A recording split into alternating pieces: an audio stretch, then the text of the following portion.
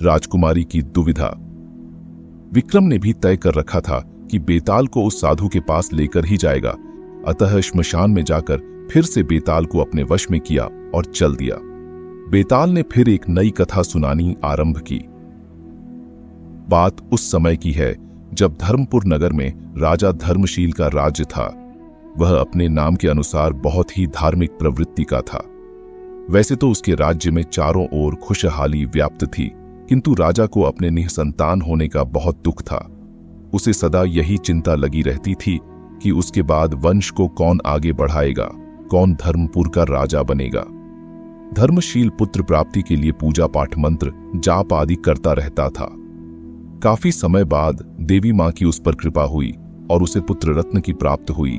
अब राजा अत्यंत प्रसन्न था। जिस देवी मां की कृपा से उसे पुत्र की प्राप्ति हुई थी, राजा प्रतिवर्ष अपने पुत्र के जन्म दिवस पर देवी के मंदिर में जाता और वहां पूजा अर्चना करता। इसी तरह कई वर्ष बीत गए और राजा का पुत्र युवा हो गया। हर वर्ष की भांति राजा धर्मशील अपने पुत्र के 21वें जन्म दिवस पर भी उसे देवी मां के मंदिर में लाया और पूजा अर्चना की। राजकुमार के साथ राज्य के मंत्री का पुत्र तथा उसका मित्र अंगद भी आया था।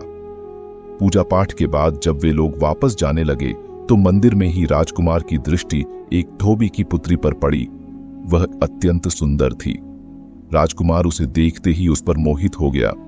अपने पिता से दूर हटकर राजकुमार ने अपने मित्र से उस कन्या के बारे में पूछा, मित्र, ये सुंदरी कौन है? राजकुमार, मैं पता लगाकर बता दूंगा। मंत्री के पुत्र ने मंदिर के पुजारी से पता लगाया और राजकुमार को बताया कि चह धोबी की पुत्री है। राजकुमार उसके सौंदर्य पर रीझ चूका था। उसने तय किया कि वह उसी से विवाह करेगा, अन्यथा जीवन भर कुंवारा रहेगा।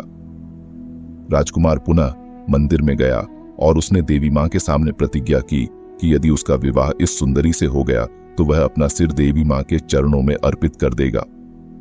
राजकुमार ने अपने मित्र को भी अपनी प्रतिज्ञा से अवगत कराया। उसके मित्र ने उसे समझाने का बहुत प्रयत्न किया, किंतु राजकुमार न माना। महल में वापस आकर राजकुमार उदास रहने लगा। उसे उदास देखकर राजा धर्मशील भी चिंतित हो गया। राजकुमार के मित्र ने अपने पिता से राजकुमार के विषय में बात की और उन्हें बता दिया कि वह एक धोबी की पुत्री से विवाह करना चाहता है। मंत्री ने यह बात अपने राजा को बता दी। राजा पहले तो क्रुद्ध हुआ, किंतु फिर पुत्र की प्रसन्नता के लिए सहमत हो गया। राजा ने राजकुमार का विवाह उसकी पसंद की कन्या से करा दिया। राजकुमार अत्यंत प्रसन्न था। उसकी मनोभिलाषा पूर्ण हो गई थी। वह अपनी पत्नी के साथ वैवाहिक जीवन का आनंद लेने लगा। इसी तरह काफी समय बीत गया। एक दिन राजकुमार की पत्नी ने कहा, स्वामी, मुझे यहां रहते बहुत दिन हो गए हैं। मुझे अपने माता पिता की याद आ रही है।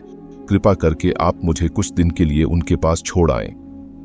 क्यों नहीं प्रिय, मैं तुम्हें कल ही वहां छोड़ आऊंगा, राजकुमार ने कहा।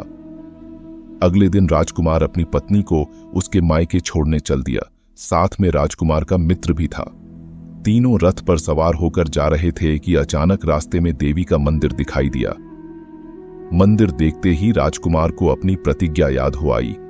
उसे बेहद ग्लानि हुई कि जिस देवी मां के कारण उसे मनचाही पत्नी मिली, उसी के प्रति वह अपनी प्रतिज्ञा पूर्ण करने में असफल रहा। राजकुमार ने अपने मित्र तथा पत्नी से कहा, तुम दोनों कुछ देर रुको, मैं देवी मां के दर्शन करके आता हूं।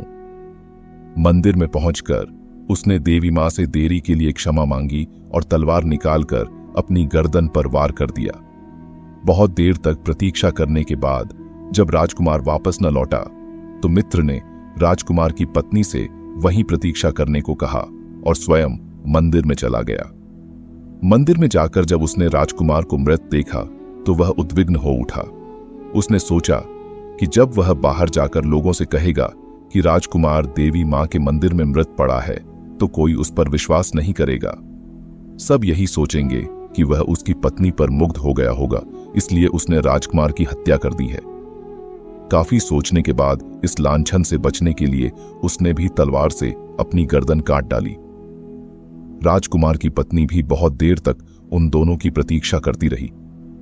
जब और सहन न हुआ तो उत्सुकतावश वह भी मंदिर में चली गई। मंदिर में आकर उसने अंदर का दृश्य देखा तो हतप्रभ रह गई। उसके मन में बार बार यही विचार आ रहा था कि आखिर इन दोनों ने स्वयं को क्यों मार डाला। वह सोचने लगी कि यदि वह बाहर जाकर लोगों से कहेगी कि इन दोनों ने स्वयं को मार डाला तो कोई भी उस पर विश्वास नहीं करेगा। सब यही कहेंगे कि राजकुमारी ने अपने पति वो उसके मित्र से छुटकारा पाने के लिए उन्हें मार है, ताकि वह स्वच्छंदता पूर्वक रह सके। धोबी की पुत्री होने के कारण यह संदेह लोगों की शंका को और भी दृढ़ कर देगा। अंततः उसने भी यह तय किया कि वह भी स्वयं को देवी के चरणों में समर्पित कर देगी। ये सोचकर उसने अपने पति की तलवार उठा ली। अपनी गर्दन पर वार करने के लिए उसने अपना हाथ उठाया ही था कि देवी मां ने साक्षात दर्शन दिए और राजकुमारी से कहा, पुत्री, तेरी पति भक्ति देखकर मैं बहुत प्रसन्न हूं। मैं तुम्हारी मनोकामना पूर्ण करूंगी। कहो क्या चाहती हो। देवी मां, मैं अपने स्वामी से बहुत प्रेम करती हूं और उनका मित्र मेरे भाई समान है। कृपया इन दोनों को जीवित कर दे। राजकुमारी ने देवी मां से प्रार्थना की। तुम्हारी यह मनोकामना पूर्ण होगी पुत्री। तुम अपने पति तथा उसके मित्र के सिरों को उठाकर उनके शरीर के साथ रख दो। राजकुमारी ने दोनों के सिर उठाकर उनके धड़ के साथ रख दिए।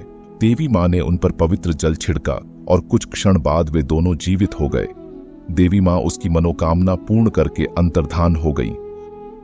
उन दोनों को जीवित देखकर राजकुमारी अत्यंत प्रसन्न हुई, किंतु कुछ ही देर में उसकी प्रसन्नता निराशा में बदल गई, क्योंकि शीघ्रतावश उसने दोनों सिर गलत धड़ के साथ रख दिए थे, जिसके परिणाम स्वरूप राजकुमार के धड़ पर उसके मित्र का सिर था तथा मित्र के धड़ पर राजकुमार का सिर जुड़ा हुआ था।